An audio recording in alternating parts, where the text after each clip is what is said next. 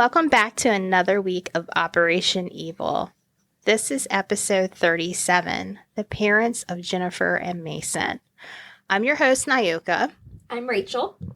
Thanks to everyone who tuned in to last week's episode, which was technically recorded like 20 minutes ago. We are on episode number 2 in the same night. We're having a great time. Thanks again for joining us. A little slap happy. A lot slap happy. We just laughed our guts out. We did. It was fantastic. We don't have any special business like we said 20 minutes ago, which was actually a week ago for you guys, but whatever. We're going to just jump right in and on with the show. Listener discretion advised. No? We're going to talk about murder. Murder. Red rum. Yes. Murder. Please, let's talk about murder. I recently saw a documentary about the Jenkins family. It's called Life with Murder, and it's directed by John Kastner. So it's definitely a thought-provoking documentary.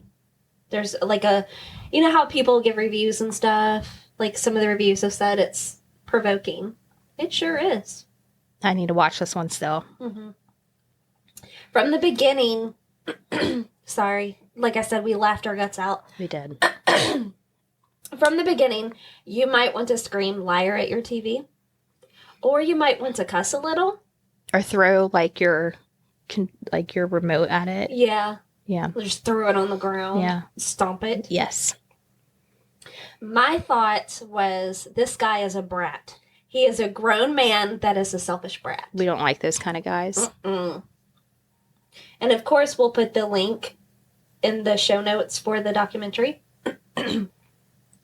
There are 2 documentaries that I have watched where, like, they have changed my way of thinking.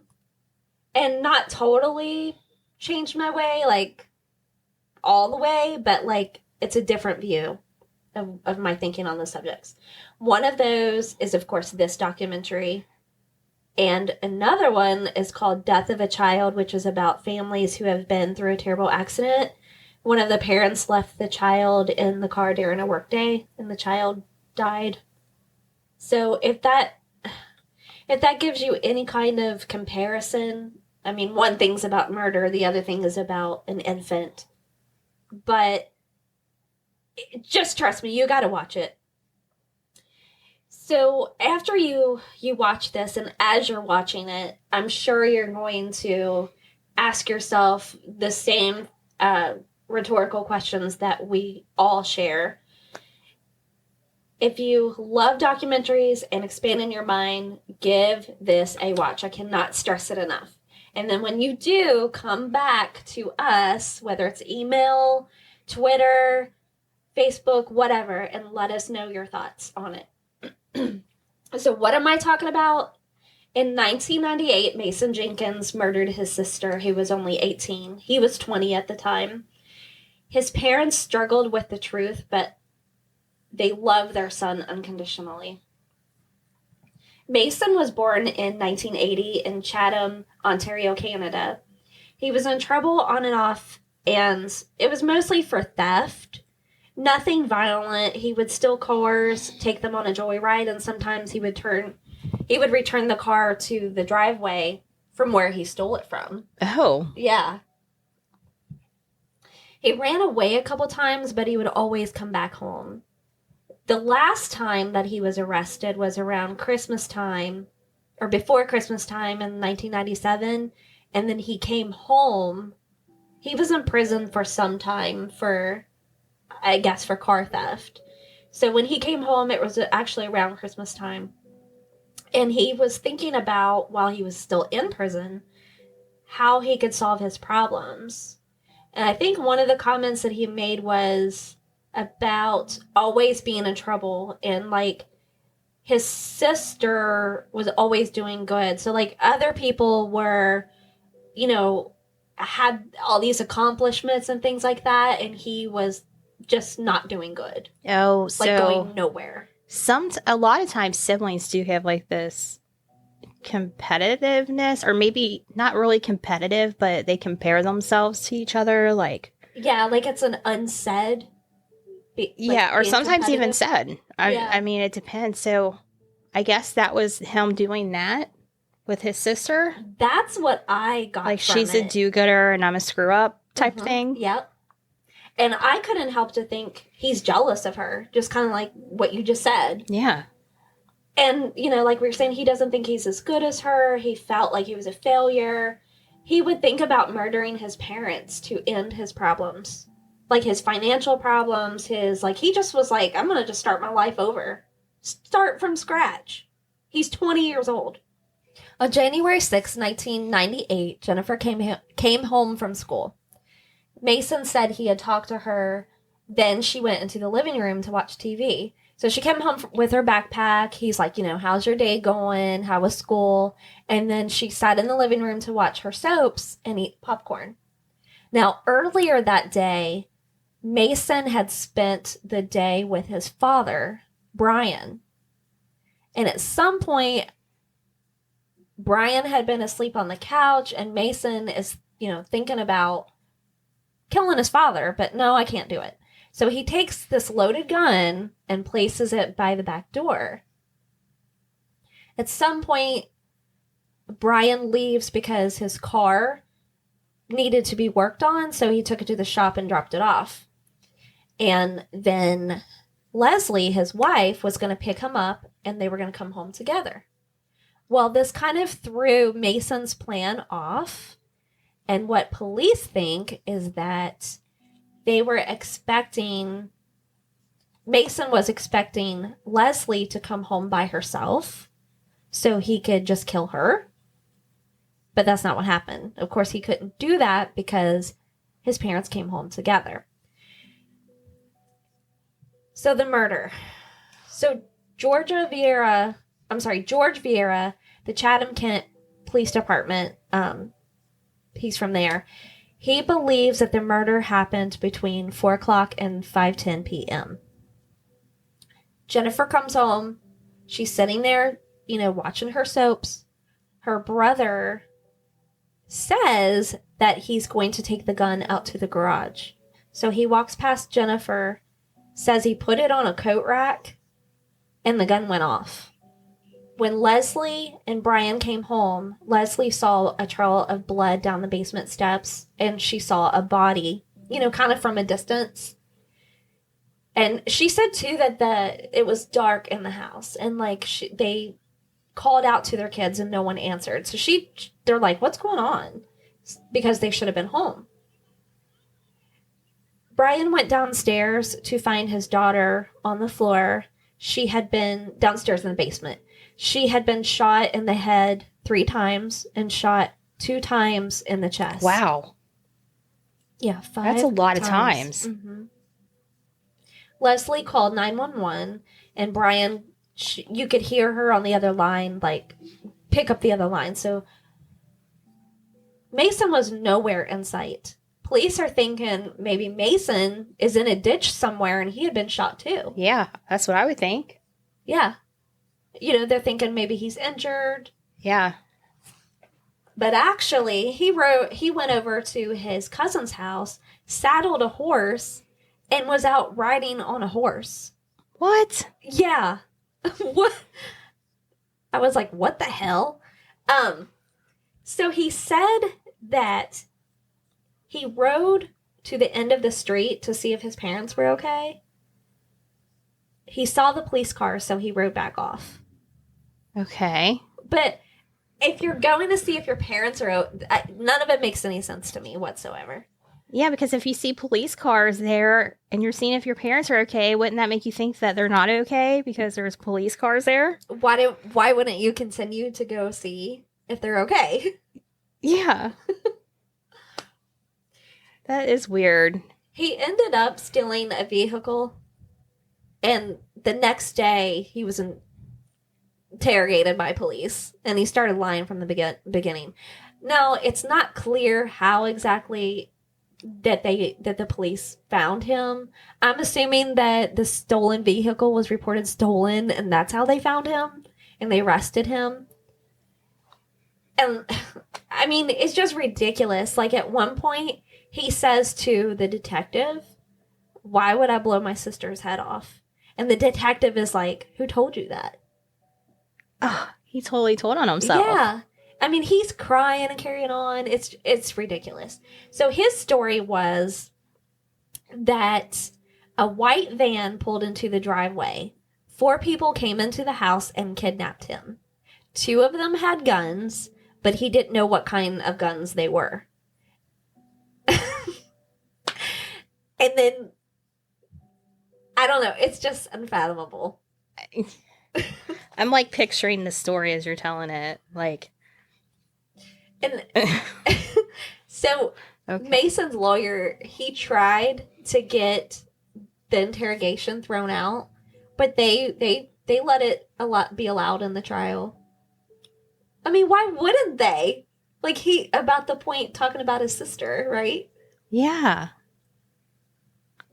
I think I'm more confused about the horse than anything. I know that sounds weird. No, I thought the same thing. Like, why would you think to leave and go saddle up a horse and to ride it around town? Yeah. But he ends up stealing a van because it had more horsepower. I'm just kidding. I'm sorry. I'm sorry.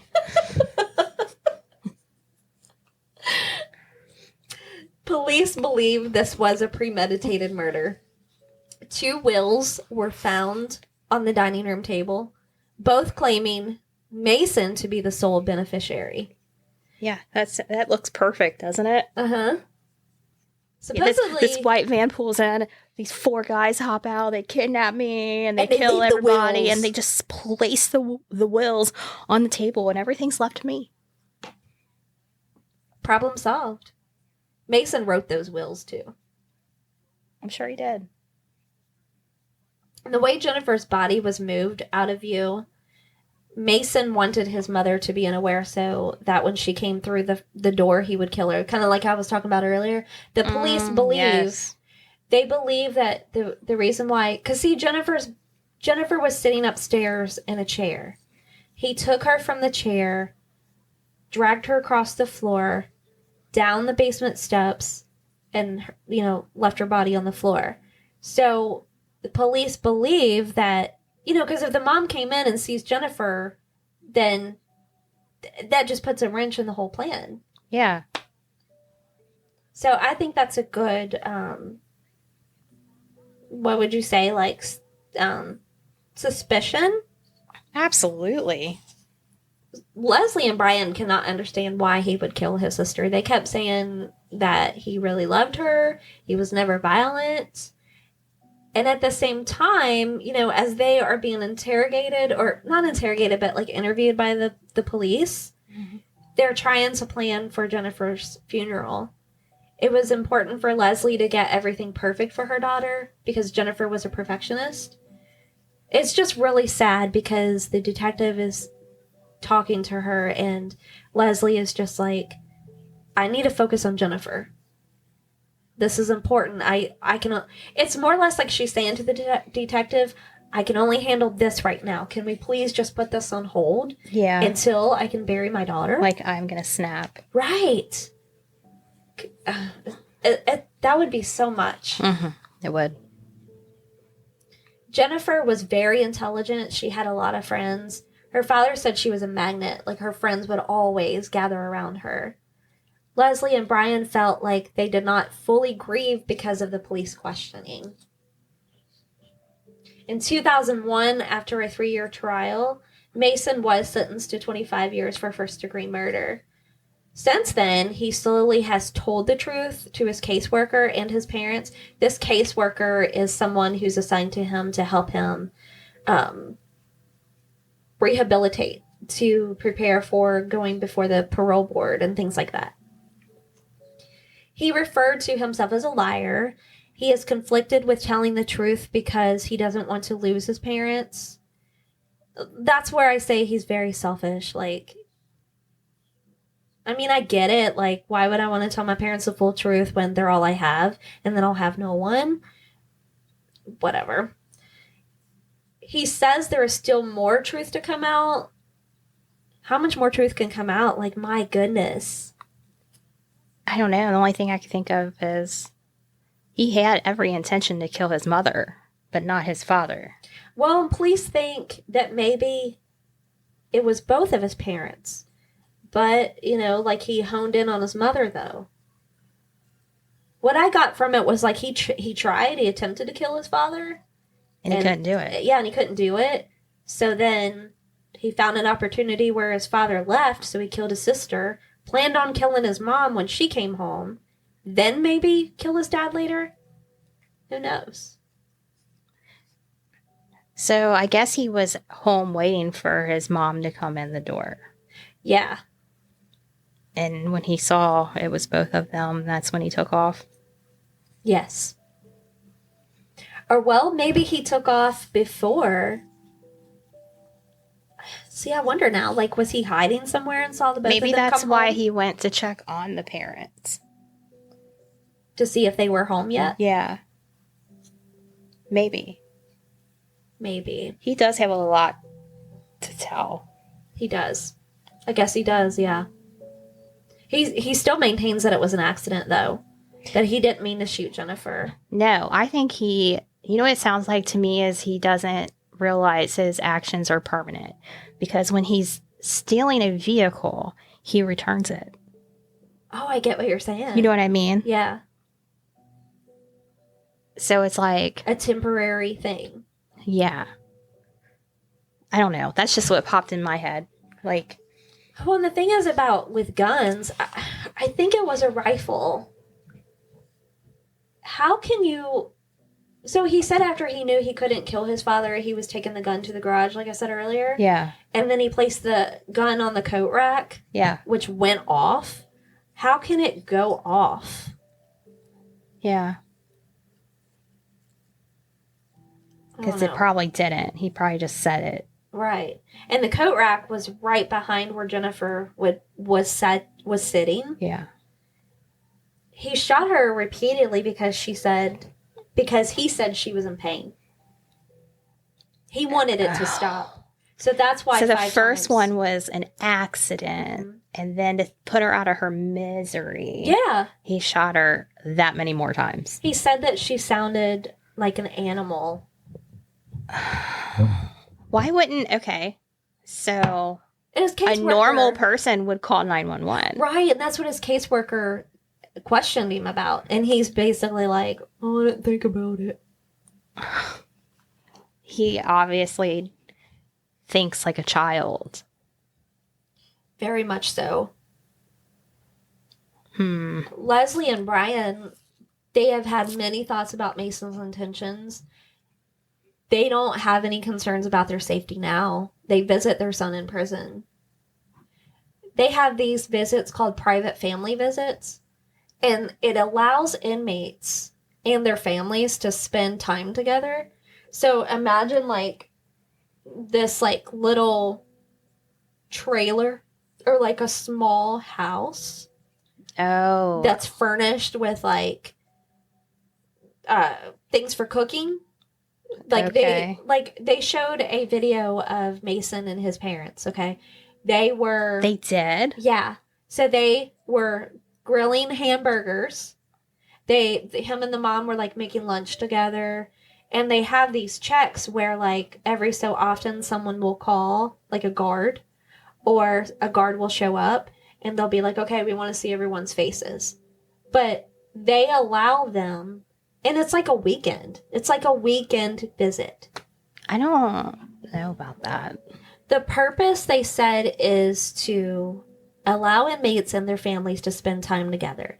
These visits help inmates keep and strengthen family and community ties, as well as enhance daily living skills, maintain positive community and family relationships and responsibilities, such as parenting skills, decrease the negative impact of incarceration on family relationships.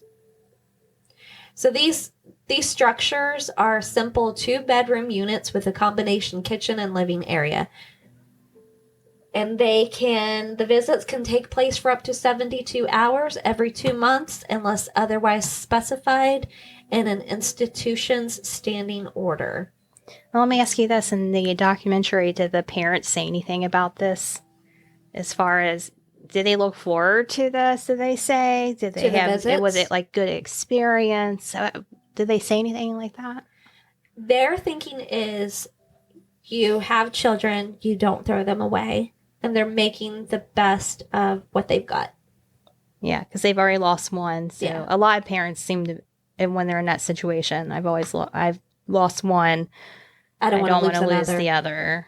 And you know, what's interesting too is that Leslie, the mother, I don't know if she still currently is, but she was working with like mental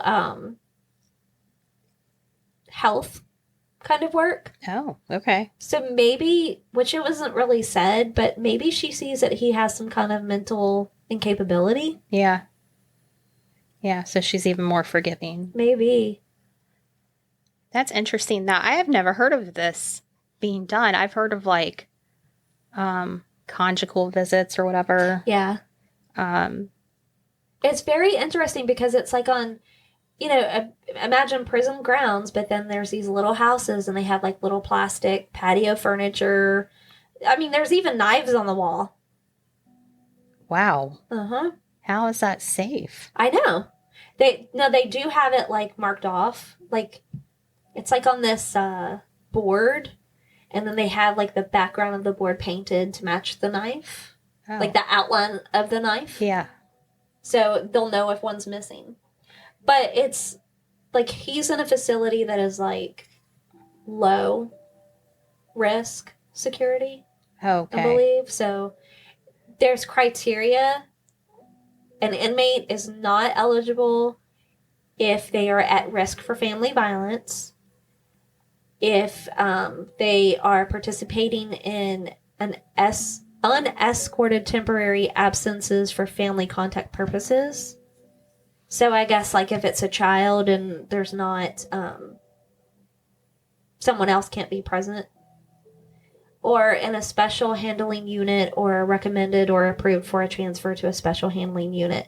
So, I mean, there is criteria. Isn't that funny though, that you're not eligible if you're at risk for family violence, but he's in there for family violence? Exactly.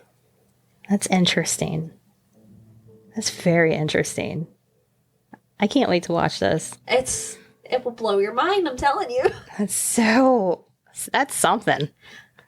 In 2013, Mason was granted an escorted temporary absence by the Parole Board of Canada for compassionate reasons. He was able to attend his grandmother's funeral. And then in 2014, Mason filed for the Faint Hope Clause. So this would allow him to apply for an early parole. This was like something that they kind of like, I don't want to say abolished, but like they kind of got rid of it. So faint hope is a part of the punishment, Mason's lawyer says, Howard Krongold. 10 years of parole ineligibility is a significant punishment. You killed someone. Yeah. Rob McDonald said that the right to apply for early parole under the Faint Hope Clause was not part of punishment. There is no right to early parole. He added he believes the change in legislation had multiple objectives, including protection of the victims' families, truth in sentencing, societal objectives, and protection of the public. So what they're saying is that part of this clause is because they're taking the victims' families and other things into consideration for early parole. It's not about the protection of innocence or the right to a fair trial or the right to silence, McDonald said. It's simply the right to apply. Nothing has changed. Superior Court Justice Renee Pomerantz said she is going to reserve her decision on the legislation. I will work as diligently as I can to have the decision rendered at the earliest opportunity, she said. Outside the courtroom, Mason's lawyer said he believes this is the first case in Ontario that the faint hope legislation has been challenged since the changes in 2011. And then it was noted from an article that Mason himself had argued that since he was sentenced to life in prison in 2001, the older and more lenient process should apply to him. The faint hope clause now requires judges to apply a more strict standard when screening convicted killers' applications for early parole hearings. Jury trials are also restricted to protect victims' families from having to relive historic, painful crimes. Does that make sense? Do you kind of get what that? Yeah. So a lot of this stuff was kind of new during this time. I guess the situation was unique. Right. When all this was going on. It's almost like though he was reading about this clause and he thought, oh, maybe I can use it to get out early. Maybe. In April 2016, Brian, Mason's father, he did pass away. They feature in the documentary that Brian, he suffered from diabetes. Oh. His, I think it was his sister, talked about how frail he had become. Aww. And, lost a lot of weight. So Mason was able to attend his funeral, and then they had a ceremony for his ashes in 2019, and Mason was allowed to go to that as well. He was allowed up to 30 hours for that. The court said, quote, "You believe the absence will enable healing and closure is appropriate to your spiritual practice and will assist with your reintegration efforts," the board said. "The purpose of the absence is considered rehabilitative and compassionate." The document stated that Jenkins is in the low to low moderate range of risk for whatever that word is. It's like so he's for low. a reoffense. Yeah. So I mean, in other words, what this is saying, is that they have programs set in place to rehabilitate people that are in prison that think that there's a chance.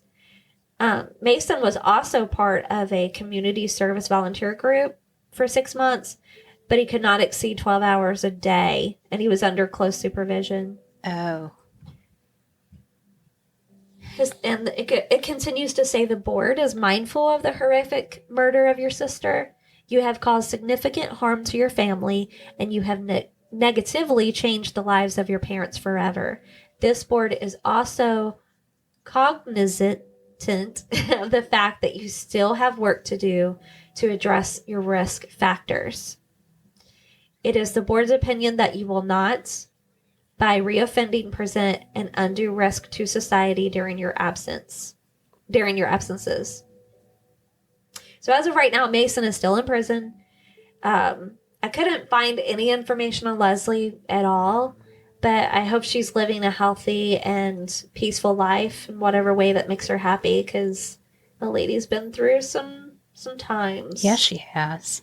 She's lost her whole family. Mm-hmm. Wow, that was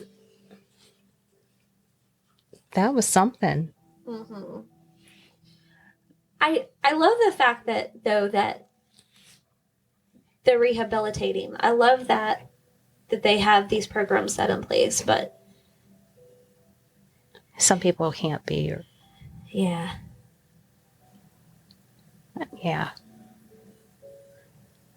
So I'm trying to see, how long has he been in jail now? Okay, so he was in 2001.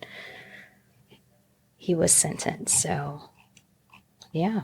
So what, he's definitely doing time. 20? Has it been 21 years? Yeah. It has. So he's definitely doing time. But so we'll check back in 4 years and see yeah. where that's at. Yeah. I would like to know, though, like, if he was out, if he would do okay. It's so, like I said, it's so hard when you're watching the documentary because when you're, like, looking at him and talking, you're like, God, you're such a liar. Yeah. But then, like, he'll come clean with something. I don't know. Something fishy about this dude. Yeah, okay. I trust your judgment. But then again, like, if you see one documentary, it's kind of hard to pass judgment on someone from one documentary that was in, like, I think it was, like, 2010 when this was made. Oh, okay. So we can only hope that he has told the truth and he has gotten help. So if you guys know about this case then, or you've watched the documentary, or you will watch the documentary, let us know what you think, because I need to watch it too. Yes. I just thought this would be a great conversation piece. It sounds like it because, I mean, it is in Canada, so they're doing things different than we do here. I've never heard of anywhere around here doing these, like, mock-up family housing units for 72 hours. Yeah, stay for the and weekend. We have knives hanging up for them to use. I've never heard of that. I wonder if, like, are there studies on this? Does this actually work? I don't know. It's very interesting. Well, not to sound dumb, but when I was watching it and I figured out what was going on, I'm like, that has to be in another country. Yeah, because I'm like, I totally see what you're saying. I mean, we have rehabilitation programs set in place here. But not like that. No. Never heard of anything like that. But at least it's comforting to know that they are doing time. They're not just, like, doing that for a couple years and letting them loose either. But you know what's crazy, too? Like, in the prison, there's, like, planters. Like, like in the main walkway, how they show on TV, like, the lines of cells. Yeah. Prison cells. Yeah. Like, there's just this plant hanging off of the railing. Like decorative pieces?